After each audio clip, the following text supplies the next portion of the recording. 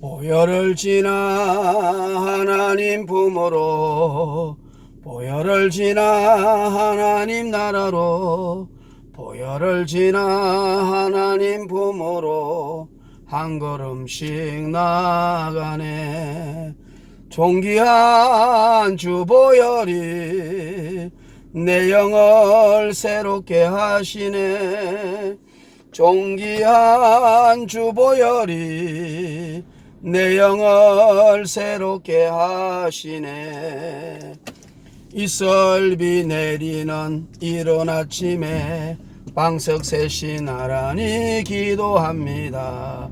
빨간 방석, 파란 방석, 찢어진 방석, 좁다란 기도방에 권사 세 분이 이 말을 마주대고 기도합니다. 아멘. 오늘도 이제 수요일 날이라 우리 제 아는 목사님 차를 빌려가지고 이제 예배 드리고 나서 이제 또 밤에 반찬 가지러 가기 위해서 오늘 이렇게 차를 빌리고 가게 됩니다. 차를 빌리고 가면서 또 이제 우리 영동부까지 가면서 또 은혜롭게 말씀을 전가해 보고자 합니다. 주는 것 있어도 살아계신 하나님, 독생자 예수 우리의 영원한 구세주. 오늘은 자 마태복음 1장 아브라함과 다윗의 자손 예수 그리스도의 계보 시작, 누가복음 3장에 그 족보가 좀 틀린다고 말하는 불신자들이나 초보자들이 있어서 그에 관하여 오해가 없도록 설명해 주고자 합니다. 우리가 이제 창세기 49장을 통해서 또 모세의 유언을 통해서 우리가 메시아는 그 하나님의 호리 또 왕의 호리 지팡이가 유다 지파에 머물며 유다 지파를 떠나지 아니하고 또 실로가 오시기까지 하나님의 호리 왕의 지팡이가 유다 지파에 머문다고 했습니다. 그래서 실로가 우리가 그 메시아를 말하잖아요. 메시아, 평강의 왕을 말합니다. 평강이 원래 장소라는 뜻이지만 평강의 장소의 주인은 왕이니까 실로가 오시기까지 왕의 지팡이 하나님의 홀이 유다 지파를 떠나지 아니한다. 예, 할렐루야. 여보, 예. 왜 복숭아가 많이 그래, 미안해. 근데 바빠서 나중에 줄게. 알았어. 왜 먹고 싶어? 예, 알았어. 나중에 줄게요. 예, 할렐루야. 여보, 그리고 이거 차로 가야 돼요. 예, 알았어. 나중에. 문짝을 다 떼놔가지고 문짝이 떨어졌어요. 알았어. 나중에 합시다. 예. 여보, 10,000원만 예, 보내주세요. 예. 빨리요. 예. 예, 할렐루야. 그래서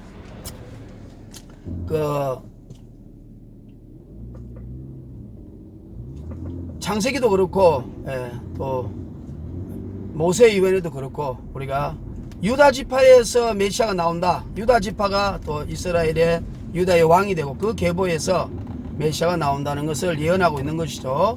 그리고 또 하나는 이제 우리가 창세기 3장에 보면 창세기 3장에 보면 창세기 3장에 여자의 후손이 뱀의 머리를 상하게 한다. 그래서 창세기 3장 15절 원시복음이라 하지 않습니까? 그러니까 원시복음이라는 것은 여자의 후손에게 메시아가 나온다. 그러니까 이제 마리아의 몸에서 성령으로 잉태하사 메시아 예수님이 오신다는 뜻이잖아요. 그러니까 이제 다윗의 자손에서 메시아가 유다 지파에서 다윗의 자손 아브라함과 다윗의 자손에서 혈통적으로 유다 지파를 이렇게 통해서 아브라함과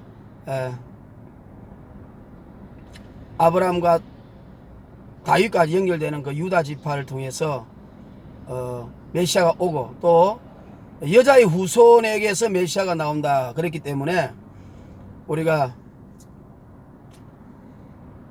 마태복음은 왕의 계보를 통해서 혈통적으로 그래서 유다 지파가 나오는 것을 말하고 있는 겁니다. 그리고 이제 누가복음 3장은 마리아의 계보입니다. 마리아도 여자의 후손에서 메시아가 나온다니까 마리아도 몸에서 메시아가 나오는 것이고 또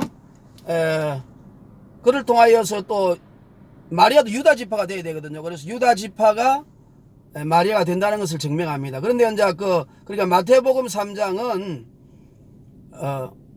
요셉의 혈통을 말한 것이고, 누가복음 3장은 마리아의 혈통입니다. 둘 다 유다 지파입니다. 그래서 좀 차이가 있는 것이죠. 그러나 똑같습니다. 그런데 거기 보면은 이제 다 똑같다가 위에서 쭉 내려오다가 다윗의 왕 때에 나누지거든요. 그러니까 다윗의 이제 아들들이 15명 정도 되지 않습니까? 그러니까 헤브론에서 6명. 그 유명한 이제 암논, 그 다말과 사건이 있었죠. 그 다음에 그 다니엘, 아비가일의 아들입니다. 아마 일찍 죽은 것 같습니다. 그 다음에 압살롬, 아도니아. 그 나중에 이제 그 다윗 왕과 솔로몬 사이에 좀 불편한 관계들이 이루어지지 않습니까? 그 애들, 그 외에 6명하고, 그 다음에 이제 그 예루살렘에서 9명의 아들 낳았는데, 그 중에서 이제 핵심적인 것이 바세바입니다. 바세바에게서 솔로몬이 나오잖아요. 그래, 바세바가 4명의 아들 낳잖아요. 다윗 사이에. 그래서 그게, 시므아와 소밥과 나단과, 솔로몬입니다. 근데 이제 시므아는 아마 일찍 죽었잖아요. 첫째 아들 죽었잖아요. 근데 이제 그 다음에 소밥과 나단이 있고 그 다음에 솔로몬이 있습니다. 그러니까 솔로몬이 나중에 이제 왕의 계보를 이어가지고 그쪽에서 이렇게 쭉 와가지고 그 계보가 다윗과 솔로몬을 해서 쭉 와서 이제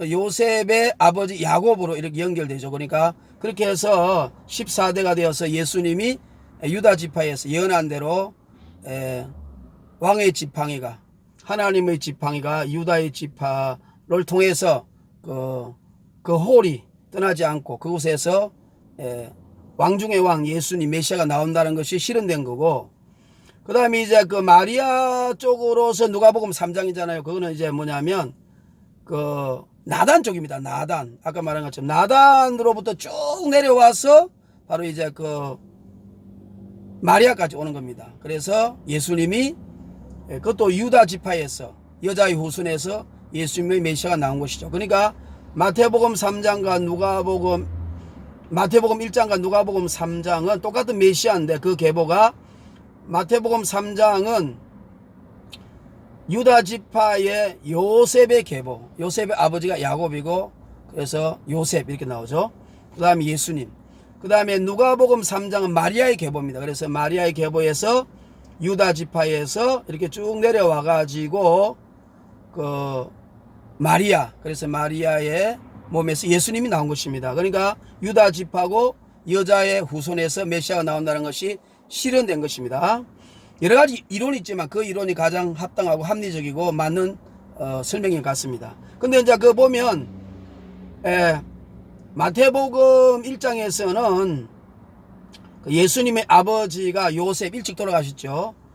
그리고 나서 그 위에는 야곱이라고 되어 있습니다. 그런데 이제 누가복음 3장에서는 마리아 이름 대신에 예수님이 나오고 예수님의 아버지 이름 요셉이 나오고 그다음에 헬리라고 나옵니다. 헬리. 그러니까 이제 마태복음 3장에는 요셉의 아버지가 야곱인데 마태복음 1장에서는 누가복음 3장에서는 요셉의 아버지가 헬리라고 나오기 때문에 우리 혼동할 수 있는데 누가복음 3장은 아까 말한 것처럼 마리아의 계보입니다. 그래서 아마 마리아의 집안에 아들이 없으니까 요셉이 대릴 사이로 들어와서 아들의 역할을 감당해 가지고 그래서 그 집에 장자의 맹부를 이어주는 그런 우리가 대릴 사이제 같은 거 있잖아요. 우리 같은 경우도 족보에 아들이 없으면은 동생 집에 자녀를 하나 데리고 와가지고 양자로 삼지 않습니까? 그래서 원래는 마리아의 아버지가 헬리라고 되어야 되는데 유대 습관상